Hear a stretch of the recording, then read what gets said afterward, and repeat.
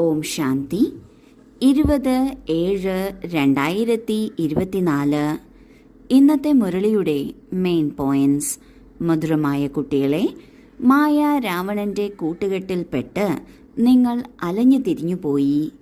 പവിത്രമായ ചെടികൾ അപവിത്രമായി തീർന്നു. ഇപ്പോൾ വീണ്ടും പവിത്രമാകൂ. ബാബ ഇന്ന് നമ്മൾക്ക് തിരിച്ചറിവ് നൽകുകയാണ്. നമ്മൾ മായ രാവണന്റെ കൂട്ടുകെട്ടിൽപ്പെട്ട്, അതായത് വികാരങ്ങളുടെ കൂട്ടുകെട്ടിൽപ്പെട്ട് അലഞ്ഞു തിരിഞ്ഞവരായി. നമ്മുടെ വഴി നമ്മൾക്ക് നഷ്ടപ്പെട്ടു. ദിശാബോധം നഷ്ടപ്പെട്ടു. പവിത്രമായിരുന്നവർ അപവിത്രമായി തീർന്നു. ഇപ്പോൾ ബാബ പിന്നെയും വന്നിരിക്കുകയാണ്. നമ്മൾ കുട്ടികളോട് പറയുന്നു, പിന്നെയും പവിത്രമായി മാറൂ. ഇപ്പോൾ പവിത്രമാകുന്നതിലൂടെ മുഴുവൻ കൽപ്പത്തിലും അതിൻ്റെ ഫലം ലഭിക്കും. ഓരോ കുട്ടിക്കും തൻ്റെ മേൽ എന്ത് അത്ഭുതമാണ് തോന്നുന്നത്? ബാബയ്ക്ക് കുട്ടികളുടെ മേൽ എന്ത് അത്ഭുതമാണ് തോന്നുന്നത്?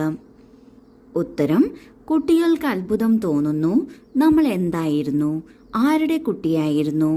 ഇങ്ങനെയുള്ള ബാബയിൽ നിന്ന് നമ്മൾക്ക് സമ്പത്ത് ലഭിച്ചിരുന്നു. ആ ബാബയെ തന്നെ നമ്മൾ മറന്നുപോയി. രാവണൻ വന്നു, ഇത്രയും മൂടൽമഞ്ഞ് കൊണ്ടുവന്നു. അതായത് രചയിതാവിനെയും രചനയെയും എല്ലാം മറന്നുപോയി. ബാബയ്ക്കും കുട്ടികളുടെ മേൽ അത്ഭുതം തോന്നുന്നു. ഏതു കുട്ടികളെയാണോ ഞാൻ ഇത്രയും ഉയർന്നതാക്കിയത്, രാജ്യഭാഗ്യം നൽകിയത്, അതേ കുട്ടികൾ എന്നെ ഗ്ലാനി ചെയ്യാൻ തുടങ്ങി. രാവണന്റെ കൂട്ടുകെട്ടിൽ വന്ന് എല്ലാം തന്നെ നഷ്ടപ്പെടുത്തി.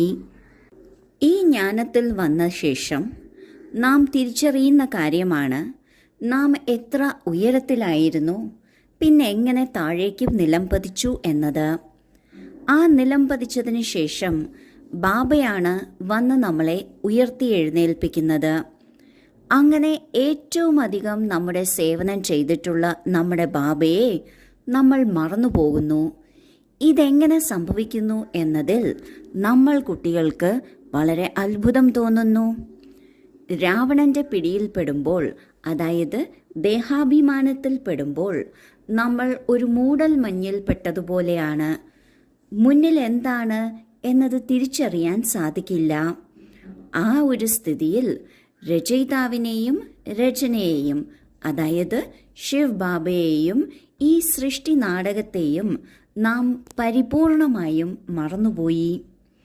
ഇതാണ് നമ്മൾക്ക് ഏറ്റവും അത്ഭുതകരമായി തോന്നുന്നത്. എന്നാൽ ബാബയ്ക്ക് ഏറ്റവും അധികം അത്ഭുതകരമായി തോന്നുന്നത്, കുട്ടികളെ ഇത്രയധികം സ്നേഹിച്ചു, സേവനം ചെയ്തു, നിലം പതിച്ചിരുന്ന കുട്ടികളെ ഏറ്റവും ഉയരത്തിലേക്ക് എത്തിച്ചു, രാജ്യഭാഗ്യം നൽകി. അങ്ങനെയുള്ള കുട്ടികൾ തന്നെയാണ് ബാബയെ ഗ്ലാനി ചെയ്യുന്നത്, സർവവ്യാപി എന്ന് പറയുന്നത്. അച്ഛൻ്റെ പേരിന് പകരം മകൻ്റെ പേരിട്ട് കാര്യങ്ങൾ മുന്നോട്ട് കൊണ്ടുപോകുന്നത്.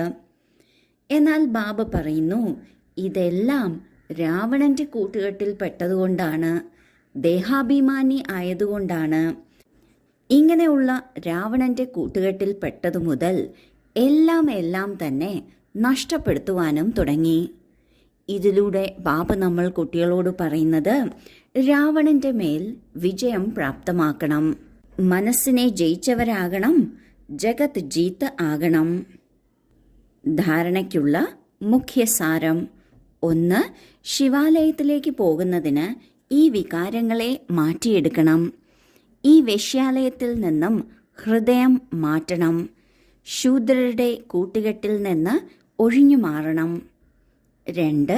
എന്ത് കഴിഞ്ഞുപോയോ അതിനെ ഡ്രാമയെന്ന് മനസ്സിലാക്കി അതിനെക്കുറിച്ച് ചിന്തിച്ചിരിക്കരുത്. അഹങ്കാരത്തിൽ ഒരിക്കലും വരരുത്. ഒരിക്കലും ശിക്ഷണം ലഭിക്കുന്നതിൽ നിന്ന് മുഖം മാറ്റരുത്.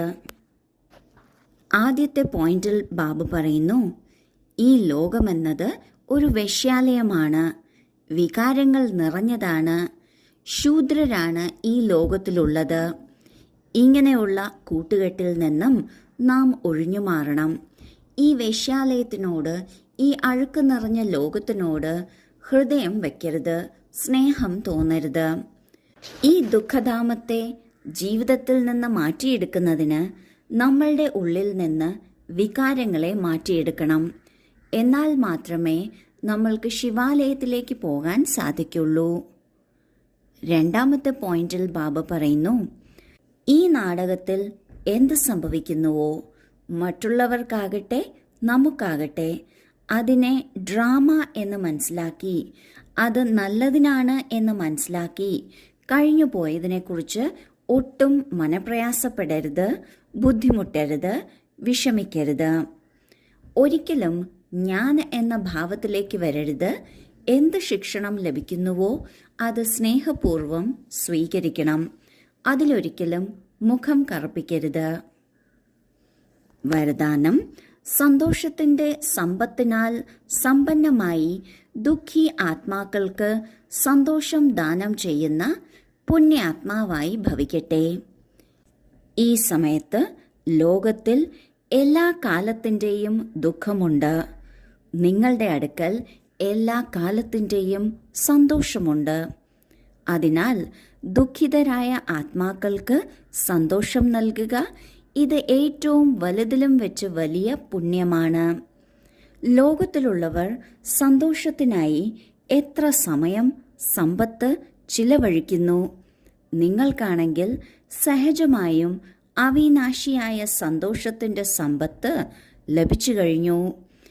ഇനി ലഭിച്ചത് വിതരണം ചെയ്തു പോകൂ. വിതരണം ചെയ്യുക അർത്ഥം വർദ്ധിപ്പിക്കുക. ആരെല്ലാം ബന്ധത്തിൽ വരുന്നുവോ അവരനുഭവിക്കണം, ഇവർക്കെന്തോ ശ്രേഷ്ഠ പ്രാപ്തി ഉണ്ടായിട്ടുണ്ട്, അതിൻ്റേതാണ് ഈ സന്തോഷം എന്ന്. ലോകത്തിലുള്ളവർക്ക് ദുഃഖമോ ദുഃഖമാണ്, എന്നാൽ നമ്മൾ ആത്മാക്കൾക്ക് സുഖമോ സുഖമാണ്. ദുഃഖിതർക്ക് നാം സുഖം ദാനം ചെയ്യണം. ഈ സുഖം നമ്മൾക്ക് ഫ്രീ ആയി ലഭിച്ചതാണ്, എക്കാലത്തേക്കും വേണ്ടി ലഭിച്ചതാണ്. എന്ത് ലഭിച്ചുവോ അത് മറ്റുള്ളവർക്കും ദാനം ചെയ്യണം. മറ്റുള്ളവർക്ക് അനുഭവപ്പെടണം, ഇവർക്കെന്തോ ശ്രേഷ്ഠമായ സമ്പത്ത് ലഭിച്ചിട്ടുണ്ട് എന്ന്. സ്ലോഗൻ: അനുഭവിയായ ആത്മാവിന് ഒരു കാര്യത്തിലും ചതിവ് പറ്റില്ല. അവർ സദാ വിജയിയായി ഇരിക്കുന്നു. അനുഭവി ആത്മാവെന്നാൽ ആരാണോ തൻ്റെ ജീവിതത്തിലുള്ള എല്ലാ കാര്യങ്ങളിൽ നിന്നും എന്താണോ പഠിക്കേണ്ടിയിരുന്നത് അത് പഠിച്ചിട്ടുള്ളവരാണ്. അങ്ങനെയുള്ള അനുഭവി ആത്മാവിനെ ആർക്കും ചതിക്കാൻ സാധിക്കില്ല. അവർ സദാ വിജയിയായിരിക്കും. അതായത് അവരുടെ മനസ്സ് ഒരിക്കലും ചഞ്ചലപ്പെട്ടു പോകുന്നില്ല. അവർക്കൊരിക്കലും നഷ്ടം അനുഭവപ്പെടില്ല. ഓക്കെ, ഓം ശാന്തി.